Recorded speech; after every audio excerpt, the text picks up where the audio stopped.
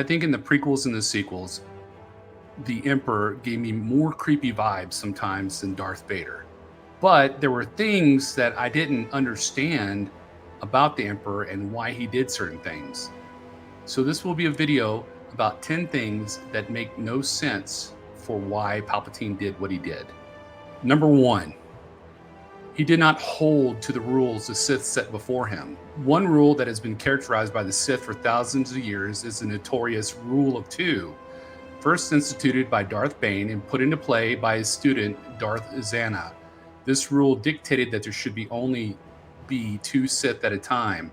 Despite the fact that this has been a major part of the Sith for a long time, Darth Sidious did not follow this rule. Palpatine broke this rule a couple times, and the worst was him training Darth Maul when his own master Darth Plagueis was still alive. He would go on to kill his former master, but not before taking on a very young Darth Maul and starting his training in the ways of the Sith. While it could make sense that Palpatine is simply out for himself and not the Sith, this still shows he had little regard for the rules of the Sith and put their secrets in danger. Number 2, he believed the Sith should be able to rely on the Force alone.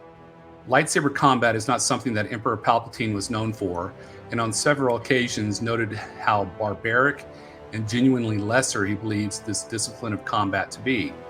After all, if a Sith cannot defend themselves with their abilities in the Force alone, what is their worth as a Sith? Despite this, there were several instances where Palpatine used a lightsaber, either to defend himself or to strike down a Jedi. The most notable instance of this includes his attack on Jedi Master Mace Windu. He used his lightsaber in the battle and only barely manages to defeat Mace Windu, ultimately relying on his Force lightning to finish the fight. Despite him posturing about lightsabers and how they should not be used, he still falls back on them like a crutch in order to get the job done. Number 3, he decided to build a second Death Star. The second was not much stronger than the first. The destruction of the first Death Star in A New Hope was one of the most climatic moments in the entire original trilogy, destroyed in a single shot due to the planning of Galen Erso and the efforts of the Rebel Alliance. It would be reasonable to think that the Empire would take another route when it comes to rebuilding. However, by the time of Return of the Jedi, Darth Sidious and his Empire decided to build a second Death Star. While improvements were made to the second Death Star, most notably a shield, it still did not hold up to the efforts of the rebellion. One would think that either more improvements would be made to the original base design, or the Empire would come up with something else entirely. Regardless, by allowing this plan to go unchecked, Emperor Palpatine secured the downfall of the Empire and by extension his own downfall as well. Number 4, why blockade Naboo's communications? Word of the blockade needed to reach the Senate. As a senator from Naboo, one of the ways that Senator Palpatine secured sympathy from the wider Senate was through the Trade Federation's blockade on Naboo. This was something that he organized himself through his influence as Darth Sidious, creating a problem only for him to later solve. However, the Trade Federation cut Naboo's communications in the process, making the process much more difficult for Senator Palpatine. After all, a major part of his plan revolved around the danger on Naboo being discovered. If the Jedi died there with the Trade Federation, no one would have survived in order to bring the news back to the Senate. By allowing the Trade Federation to cut communications, Palpatine almost made the problem that much more difficult to solve, with the possibility of not gaining anything in the process. Number 5, the Emperor never set up a succession plan. The Empire crumbled without him to rule it. After such a massive win with the execution of Order 66 and the annihilation of the Jedi, Emperor Palpatine essentially became untouchable. He ruled for years without any pushback, holding full control over the galaxy. This sort of rule breeds overconfidence, and it is a possibility that his overconfidence led the Emperor to believe that he would never be killed or defeated. Possibly because of this method of thinking, Darth Sidious never instituted a method for someone else to become the Emperor in his place. Darth Vader was the only one with the power to really rule the Empire, and he was the one who struck the final blow in Return of the Jedi.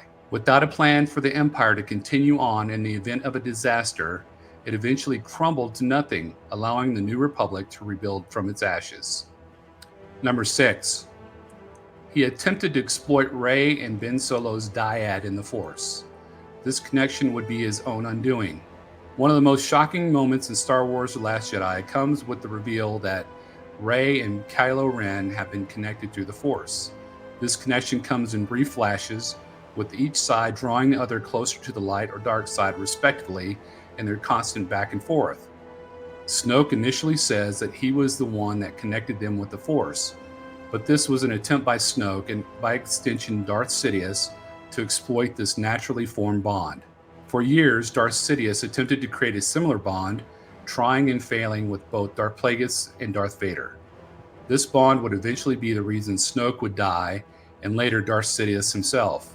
It is possible that this could have been avoided if the bond were to be suppressed or looked down upon earlier by Snoke, but instead they played into it, eventually leading to Palpatine's final downfall.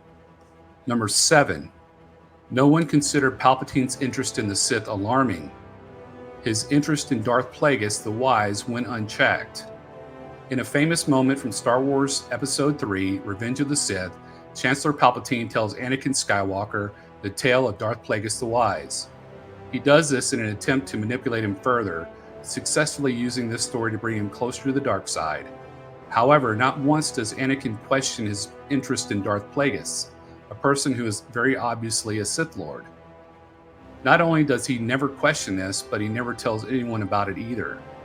It is possible that Palpatine was certain about his manipulation of Anakin by this point, certain that telling him this story would only lead to what he considered to be the inevitable outcome of him falling to the dark side. However, the fact that Anakin doesn't really question this despite still being a Jedi only makes one wonder what he was really thinking when Palpatine was telling his story. Number 8. Palpatine revealed the Sith to the Jedi too soon. Darth Maul was revealed years before the Clone Wars. When the Sith initially revealed themselves to the Jedi in Star Wars Episode 1, The Phantom Menace, Darth Sidious is essentially fighting a war on two fronts. On one end, he is coordinating the Trade Federation's blockade on the planet Naboo. On the other, he is giving Darth Maul his orders and essentially running his operation on both Tatooine and later on Naboo. Before Darth Maul emerged from the shadows in The Phantom Menace, the Jedi believed the Sith to be extinct. Why did they make this mistake? However, this is years before the beginning of the Clone Wars, when Count Dooku finally reveals himself and the Sith's plan really begin to ramp up. All Darth Maul's appearance does on Naboo, aside from killing Qui-Gon Jinn, is put the Jedi on high alert. If the Sith were to have revealed themselves later, they could have taken the Jedi by surprise, as there are a variety of different ways that Qui-Gon could have been removed from the equation if that were the ultimate goal. Number 9. The Emperor could not foresee his own death. He did not expect Darth Vader's betrayal. One of Emperor Palpatine's greatest powers was his ability to use the Force to see into the future. This is a massive reason why his takeover of the galaxy was so successful, allowing him to navigate what would essentially be impossible for someone without his talents. However, despite his ability to see the future, he could not foresee his own defeat at the hands of his own disciple, Darth Vader. The climactic ending of Return of the Jedi took an unexpected route, redeeming Anakin Skywalker when he killed Darth Sidious. This is something that came as a surprise to the Emperor, who was so certain that Darth Vader would remain loyal to him. It is unknown as to why he could see the future that allowed him to rise to power, but his fall from it was hidden from his view. Number 10. Darth Sidious had no disguise. Many saw his face like the Trade Federation.